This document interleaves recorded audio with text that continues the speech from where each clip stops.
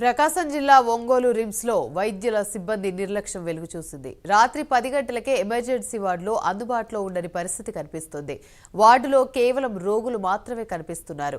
MRI, CT scan సేవలను సైతం మూసివేస్తున్నారు. దీంతో రోగులు, వారి కుటుంబ సభ్యులు ఆందోళనకు చెందుతున్నారు. ఎమర్జెన్సీ అయితే ఎవరిది బాధ్యత అంటున్నారు. తక్షణమే ప్రభుత్వం చర్యలు తీసుకోవాలంటున్నారు. ఒంగోలు రిమ్స్ హాస్పిటల్లో సిటీ స్కాన్ యాక్సిడెంట్ కేసు వచ్చాము. ఒకసారి చూడండి, ఇది పరిస్థితి. ఒక్కరు లేరు.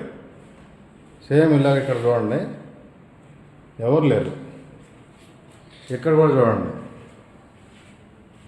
కన్సోల్ రూము, ఎవరు లేరు, లాక్. ఇక్కడ చూడండి, ఇది ఆఫీస్ రూము, ఇక్కడ అసలు ఎవడూ లేడు. ఇది ఒంగోలు రిమ్స్ పరిస్థితి. ఇక్కడ చూడండి, ఎంఆర్ఐ స్కాన్ సెంటరు, ఇది చూడండి, ఏకంగా తాళం వేసుకొని లేదు.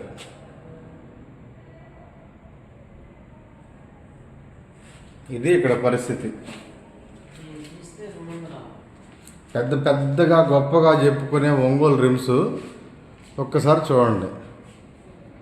యాక్సిడెంట్ అయ్యో, బాధలు పడో, అపరైతులు ఎవరు వస్తారో ఇక్కడ పరిస్థితి. ఇక్కడ